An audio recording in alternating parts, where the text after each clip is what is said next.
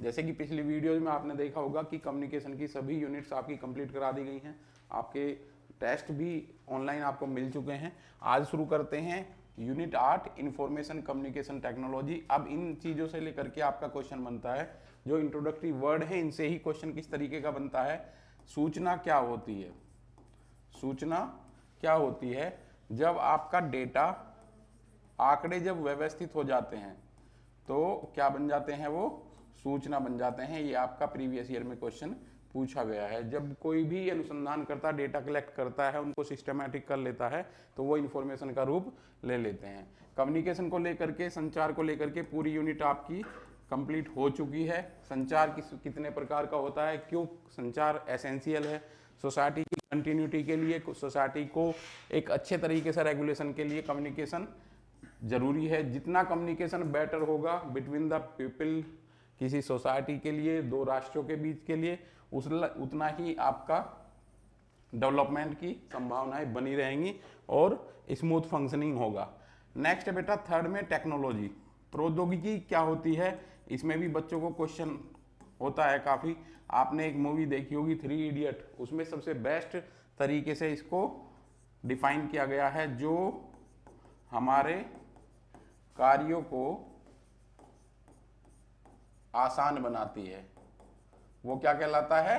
प्रौद्योगिकी कहलाती है। अब कुछ बच्चों के माइंड में ये होता है कि आज ही टेक्नोलॉजी का पार्ट है, बट आप देखोगे ये जो क्वेश्चन आपके बनते हैं प्रिमिटिव स्टेज से, जैसे मैंने आपको कम्युनिकेशन में बताया था आदिकाल में कम्युनिकेशन किस प्रकार का होता था, इसी तरीके से आदिकाल में टेक्नोलॉजी क्या थी, उसके बाद टेक्नोलॉजी आज के युग में टेक्नोलॉजी किस प्रकार की आई है, इस सफर को लेकर के चलेंगे। तो यहाँ से आपके नेट की क्लासेस में क्वेश्चन, नेट के एग्जाम में क्वेश्चन आपके पूछे जाते हैं। तो ये आपका इंपॉर्टेंट पार्ट है। इंट्रोडक्टरी है, जिस तरीके से कम्युनिकेशन को इंट्रोड्यूस किया गया था। कैसे? कम्युनिकेशन में क्या कहा गया था? संचार से आज से क्या है? मानवीय तथ्यों का क्या है? विनिमय से, न कि टेलीफोन, रेडियो, तार, प्रौद्योगिकी से। बट यहाँ आप देखोगे, यहाँ अब जिस चीज को कम्युनिकेशन में हमने कहा था कि इनसे कोई मतलब नहीं है, आईसीटी में उन्हीं चीजों को आपको पढ़ना है। टेलीफोन को भी पढ़ना है, रेडियो को भी पढ़ना है, टेक्नोलॉजी को भी पढ़ना है, तार को भी पढ़ना है। यानी कि जो इंस्ट्रूमेंट्स हमारे कम्युनिकेशन में हेल्पफुल होते हैं उन चीज़ों को हम आईसीटी में पढ़ने जा रहे हैं।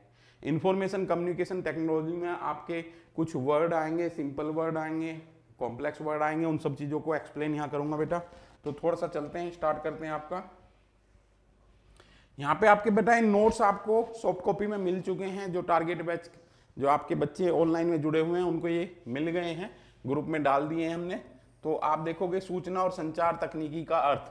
सूचना मैंने आपको एक्सप्लेन कर ही दिया है, आपको संचार आपकी पिछली यूनिट गई है, टेक्नोलॉजी अभी एक्सप्लेन किया है। सूचना को एकत्रित करने, आप देखोगे सूचना को कलेक्ट करने के लिए, संग्रहित करने, उसमें सुधार करने तथा उसे प्रेषित और प्रसारित करने हेतु प्रयुक्त तकनीकों को क्या कहा जाता है? सूचना और संचार तकनीकी कहा जाता है।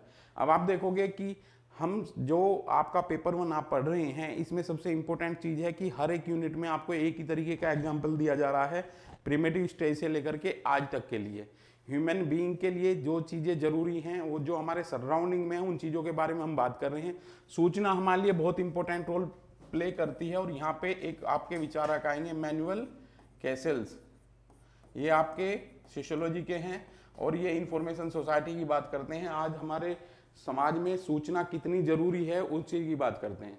अगर आप थोड़े से इसमें ऐतिहासिक परिप्रेक्ष्य में जाओगे तो हर एक राजा जो पहले राज करते थे, उनके पास में एक सूचना तंत्र जितना उनका मजबूत होता था, उतना ही वो भविष्य के आने वाले खतरों के बारे में अवेयर हो जाते थे।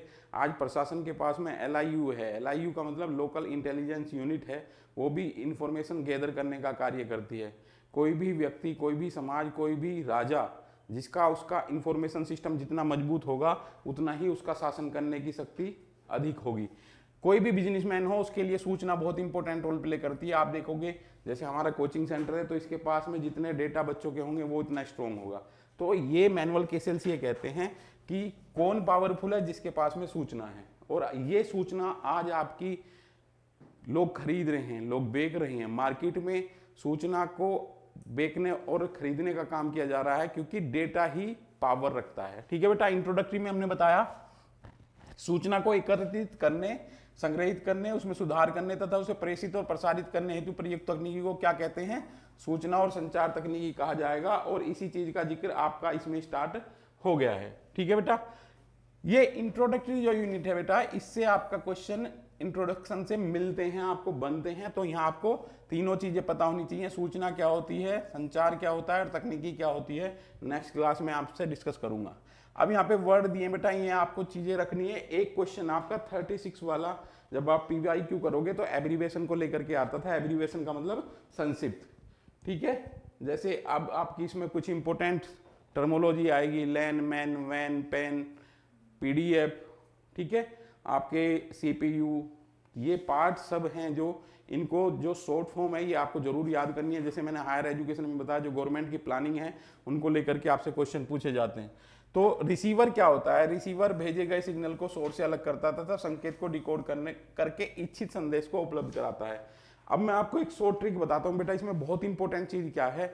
जब हम कंप्यूटर की बात करते हैं, ICT में यहाँ कंप्यूटर की बात करोगे और कंप्यूटर को बिल्कुल किसके तरीके से आपको ट्रीट करना है? मानव के तरीके से ट्रीट करना है। अब जब हम सोसाइटी का हिस्सा होते हैं तो हम इनपुट भी करते हैं और आउटपुट भी करते हैं। इनपुट डिवाइस और आउटपुट डिवाइस बहुत इंपॉर्टेंट क्वेश्चन है। जिन चीजों के माध्यम से हम ग्रहण कर रहे हैं वो इनपुट डिवाइस हैं, जिन चीजों के माध्यम से हम क्या है दूसरों को दे रहे हैं वो आपका आउटपुट डिवाइस है। तो जब आप इस यूनिट को पढ़ रहे हो तो कंप्यूटर को इक्वल टू ह्यूमन मानना बेटा। CPU क्या कहलाता है? मानव का मस्तिष्क कहलाता है, माइंड कहलाता है।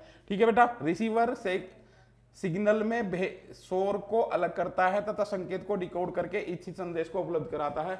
यह आपका इंपॉर्टेंट पार्ट था भी। अब आपने जब कम्युनिकेशन के क्या पढ़े होंगे, मॉडल पढ़े हैं, तब वहां पे आपके क्वेश्चन ये आते हैं। नेक्स्ट बेटा, संचार के प्रकार। संचार मुख्यतः दो प्रकार का है। Point two point communication. Point two point का मतलब यह है कि एक व्यक्ति से एक व्यक्ति के बीच में जब कम्युनिकेशन हो रहा है, ये पॉइंट टू पॉइंट कम्युनिकेशन है। ब्रॉडकास्ट क्या होता है? ब्रॉडकास्ट बहुत वर्ड यूज होता है बेटा। ये इस प्रकार का संचार एक ट्रांसमीटर तथा अनेक रिसीवरों के बीच संपन्न होता है, जैसे रेडियो, टेलीविजन आदि। ब्रॉडकास्ट का मतलब होता है व्यापक क्षेत्र को कास्ट करना। ठीक है, आपने जो कम्युनिकेशन का एक पार्ट आपका मास कम्युनिकेशन पढ़ा है, तो मास कम्युनिकेशन से रिलेटेड है ये। जनसंचार की जब हम बात करते हैं तो वहां पे एक वर्ड आता है ब्रॉडकास्ट। जब एक व्यक्ति बहुत लोगों को संबोधित करता है तो इस चीज को बोलते हैं ब्रॉडकास्टिंग। ठीक है बेटा, सिग्नल। सिग्नल जिस तरीके से कम्युनिकेशन में ऐसे जब हम करते थे सिग्नल देना, ये भी सिग्नल है, ये भी सिग्नल है। जब ट्रैफिक हवलदार इस तरीके के सिग्नल दे रहा है तो वहां कम्युनिकेशन में सिग्नल जिस तरीके से थे, यहाँ पे आपके सिग्नल का जिक्र किया गया है। तो सिग्नल यहाँ का पे आपका इंपॉर्टेंट है। प्रेषण के लिए उपयुक्त विद्युत रूप में बदली गई सूचना सिग्नल कहलाती है। सिग्नल को निम्नलिखित दो भागों में बांटा गया है आपका। ठीक है बेटा, क्या दिया है यहाँ पे? कौन कौन से सिग्नल हैं आपके? एनालॉग सिग्नल और डिजिटल सिग्नल। ठीक है, एनालॉग सिग्नल और डिजिटल सिग्नल।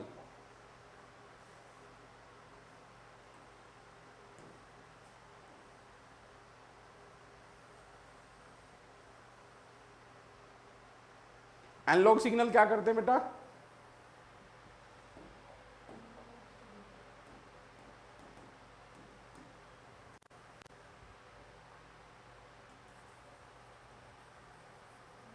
एनालॉग सिग्नल क्या करते हैं बेटा? एनालॉग सिग्नल वोल्टेज या धारा के सतत परिवर्तन होते हैं। ये अनिवार्य समय के एकल मान वाले फलन होते हैं। डिजिटल सिग्नल होते हैं। ठीक है, ये एनालॉग सिग्नल क्या है ये देखना है बेटा आपको, और डिजिटल सिग्नल क्या है। आप देखोगे सिग्नल एक इंपॉर्टेंट पार्ट है जो ह्यूमन लाइफ का, क्या वर्बल नॉन वर्बल कम्युनिकेशन आपने पढ़े हैं। ठीक है, कौन से उसमें आएगा बेटा? ये नॉन वर्बल में। तो सिग्नल एक आपका इंफॉर्मेशन कम्युनिकेशन टेक्नोलॉजी में एक इंपॉर्टेंट पार्ट है ये। जब हम सिग्नल की बात करते हैं तो आप देखोगे एनालॉग सिग्नल वोल्टेज या धारा के सतत परिवर्तन होते हैं। ये अनिवार्य समय के एकल मान वाले फलन होते हैं। ठीक है, डिजिटल सिग्नल चरणबद्ध स्टेप वाइज होते हैं। यहां ध्यान रखना बेटा, क्वेश्चन क्या बनेगा आपका? स्टेप वाइज और अलग अलग मान प्राप्त कर सकते हैं। बाइनरी पद्धति ये इंपॉर्टेंट है आपका, हायर एजुकेशन तक ये क्वेश्चन आपका आता है।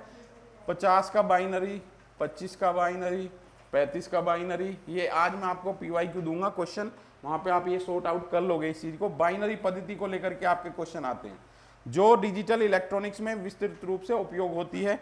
किसी सिग्नल के केवल 2 स्तर होते हैं, 0 निम्न वोल्टेज को शो करता है और उच्च वोल्टेज को 1 प्रदर्शित करता है। ठीक है बेटा, यहां तक कोई प्रॉब्लम तो नहीं है, कोई दिक्कत तो नहीं है। जब आप नोट्स पढ़ोगे तब आपको ये सारी चीजें मिलने वाली हैं। नेक्स्ट टर्मोलॉजी आती है आपकी बैंडविड्थ। क्या आती है बेटा? कोई उपकरण जिस आवर्ती प्रास फ्रीक्वेंसी पर कार्य करता है, क्या कहलाती है उसकी? वो बैंडविड्थ कहलाती है। अब बेटा देखो, मैंने आपको एक चीज बताई थी बहुत इंपॉर्टेंट। क्या बताई थी? अब आपको उपकरण को इस तरीके से ट्रीट करना है जैसे कि ह्यूमन बीइंग हो। कोई उपकरण जिस आवर्ती प्रास पर कार्य करता है वह उसकी बैंडविड्थ कहलाती है। अब आप एक चीज देखना, आपका माइंड भी है, माइंड भी आपका पूरे दिन का सेट होता है मॉर्निंग के टाइम पे। अगर मॉर्निंग में घर में आपका झगड़ा हो गया तो आपका फ्रीक्वेंसी गड़बड़ हो जाएगी, और फ्रीक्वेंसी गड़बड़ हुई तो पूरा दिन गड़बड़ हो जाएगा। तो ये इस तरीके से अगर आप समझोगे तो इस मशीन को आपको ह्यूमन से कंपेयर करना है। कोई उपकरण जिस आवर्ती प्रास रेंज पर कार्य करता है ये उसकी बैंडविड्थ कहलाती है। ठीक है, याद रखोगे। सिंपल क्वेश्चन आएंगे, ज्यादा टफ क्वेश्चन नहीं आने का, बस थोड़ा सा मैं आपको यहाँ पे बाइनरी पद्धति में आपको मैथमेटिकल्स न्यूमेरिकल पोर्शन पे लेकर के जाऊंगा, वो एक दिन बाद लेके जाऊंगा। अब आता है आपका दैनिक जीवन में बाधाएं। यहां से किस प्रकार का क्वेश्चन बनेगा आपका, बहुत इंपॉर्टेंट पार्ट है बेटा। अब एक चीज मुझसे आप डिस्कस करोगे यहाँ, जैसे जैसे हम इंफॉर्मेशन कम्युनिकेशन टेक्नोलॉजी बढ़ती गई है उसी तरीके से जो चोरी होने की संभावना है वो बढ़ेगी या घटेगी? ध्यान रखना बेटा, यहाँ पे आपका क्वेश्चन बनते हैं और क्वेश्चन पूछे गए हैं। जिस तरीके से हम इंफॉर्मेशन कम्युनिकेशन टेक्नोलॉजी में एडवांस होते गए हैं उसी तरीके से हमारी निजता, ध्यान रखना बेटा, निजता प्राइवेसी खतरे में पड़ गई है। ये क्वेश्चन आपका पूछा गया है और पूछा जाएगा, ध्यान रखना, बहुत इंपॉर्टेंट है। इंफॉर्मेशन कम्युनिकेशन टेक्नोलॉजी ने हमारी प्राइवेसी को दांव पर लगाया है। जैसे आप देखोगे, आप अपने फोन में व्हाट्सएप डाउनलोड करते हो, व्हाट्सएप डाउनलोड करते ही आपके फोन में क्या आती हैं फीचर कि एग्रीमेंट आते हैं विद कंपनी, आप वो एग्री करते हो और ध्यान रखना कि आप अपने आप को गिरवी रख देते हो कंपनी को, और कंपनी कहती है कि मैं आपके संपूर्ण डेटा, जो आपके फोटोज हैं वीडियोज हैं, उनका एक्सेस मांगती है, और आप क्या करते चले जाते हो? यस, जहां आपने नो किया वहीं वो अपना एग्रीमेंट रोक देगी। तो यहां से आपका क्वेश्चन बनेगा, याद रखना इस चीज को। वर्तमान समय में हमारे जीवन में सूचना और संचार तकनीकी का प्रयोग काफी बढ़ गया है, किंतु दूसरी ओर इससे जुड़े अपराध जैसे computer virus, worm, phishing, trojan, malware, spam आदि, बेटा ये आप याद करके आओगे। नेक्स्ट क्लास में ये चीजें मैं डिस्कस करूंगा। ध्यान रखना, जब तक नॉर्मल फंक्शनिंग होगा किसी भी व्यक्ति का, किसी भी मशीन का, तो नॉर्मल चल रहा है, वरना आप देखोगे बग्स या वायरस क्या होते हैं जब नॉर्मल फंक्शनिंग नहीं करती है चीजें, चाहे वो व्यक्ति भी हो सकता है। ठीक है ना, हमारा माइंड है, नॉर्मल कार्य कर रहा है, बट किसी ने हमें दूसरे तरीके से मैनिपुलेट किया, बाहर से इंटरफियर हुआ और हमारा माइंड गड़बड़ में आ गया, तो ये भी आपका क्या कहलाएगा? वायरस कहलाएगा। दैनिक जीवन में बाधाएं, जिस तरीके से हम ऑनलाइन गए हैं तो हमारे जीवन में जो समस्याएं आई हैं, यहां पे एक वर्ड लिखोगे, साइबर क्राइम। क्राइम क्या होता है बेटा? जब अपराध, किसी कृत्य के लिए कानून में निश्चित दंड की व्यवस्था हो तो वो क्या कहलाएगा? अपराध कहलाएगा। और जब इस अपराध को कंडक्ट करने के लिए इंटरनेट, हार्डवेयर, सॉफ्टवेयर और टेक्नोलॉजी का प्रयोग किया जाता है तो वो क्या कहलाता है? Cyber crime. क्या कहलाएगा? Cyber crime. तो आज यहां से क्वेश्चन बनेगा बेटा। देखो, कोचिंग का फायदा यही है, किसी भी मेंटोर का, किसी भी गाइडेंस का फायदा ये है जब आपको ये बताए कि क्वेश्चन कहां से बनने वाला है, लिख लेना बेटा। यहां से नेट जेआरएफ की परीक्षा में याद रखोगे क्वेश्चन यहीं से ही आएगा, और नेट जेआरएफ के साथ साथ आपका मेन सब्जेक्ट जो है सोशल साइंस के विशेष तौर पे, उनमें यहां से क्वेश्चन आएगा। आज जो पैटर्न चेंज हुआ है, मैं हर क्लास में आपको हाईलाइट कर रहा हूं, हर परीक्षा का पैटर्न ये चेंज हुआ है। कथन और कारण के रूप में आपसे पूछेंगे। जिस तरीके से ह्यूमन लाइफ में आईसीटी का रोल बढ़ा है, उसी तरीके से उसकी निजता का खतरे में पड़ जाना है। ठीक है, ये आपका है जिस तरीके से हम इंफॉर्मेशन कम्युनिकेशन टेक्नोलॉजी को यूज करते गए हैं। आज ध्यान रखना, आज ये टेक्नोलॉजी किस तरीके से कार्य कर रही है, ऐसे बेटा आज हम यहाँ पे हैं, पीक है ये इसका, और ये अब क्या है नेगेटिव हमारे लिए हो जाएगी, जिसमें कि एक वर्ड आएगा इंटरनेट एडिक्शन। क्या आएगा, इंटरनेट एडिक्शन। ये क्या है, लत। आज कल एक खबर थी कि एक बच्चा जो है मोबाइल की गिरफ्त में आकर के आतंकी बन गया है, और उसकी जो मदर है वो चिल्ला चिल्ला करके लोगों से अपील कर रही है कि अपने बच्चों को मोबाइल मत देना। लोग किस तरीके से ब्रेन वॉश करते हैं, ये इसका बेटा क्या है, डीमेरिट है। इंफॉर्मेशन कम्युनिकेशन टेक्नोलॉजी ने व्यक्ति के विकास को तो बढ़ाया है, बट साइड बाय साइड ऐसे प्रोडक्ट दिए हैं जिससे कि ह्यूमन लाइफ और उसकी सिक्योरिटी खतरे में पड़ गई है। आज बहुत से बेवकूफ़ लोग क्या करते हैं, अपनी निजी लाइफ को पूरा ऑनलाइन दे रहे हैं। वहाँ से आप देखोगे जो बच्चे हैं जिनकी फ़ोटोज़ आप डाल रहे हो, उनकी सुरक्षा खतरे में है। तो ये इंपॉर्टेंट पार्ट है बेटा, यहाँ से आपको क्वेश्चन मिलने वाला है। इसके बाद आपका जो कंप्यूटर का स्टार्ट करेंगे बेटा, कंप्यूटर क्या है, कंप्यूटर एक इलेक्ट्रॉनिक डिवाइस है, इनपुट के रूप में डेटा ग्रहण करता है और प्रोसेस करके सार्थक अर्थपूर्ण सूचनाओं को प्रदर्शित करता है। कंप्यूटर क्या है, इलेक्ट्रॉनिक डिवाइस है। ठीक है, ध्यान रखना बेटा, कंप्यूटर इलेक्ट्रॉनिक डिवाइस है। और आपका जो क्वेश्चन बनता है इसका उद्विकास को लेकर के क्वेश्चन बनेगा। किसको लेकर के, कंप्यूटर का उद्विकास किस तरीके से हुआ है। कोई दिक्कत तो नहीं है यहाँ तक बेटा। इसके बाद आपकी क्लास जो कंटिन्यू रहेगी, नेक्स्ट वीडियो में मैं आपको बताऊंगा इसकी कंप्यूटर की टर्मोलॉजी और सीपीयू वगैरह जो भी आपके इंपॉर्टेंट क्वेश्चन है उनका डिस्कशन करेंगे। तब तक जय हिंद, जय भारत।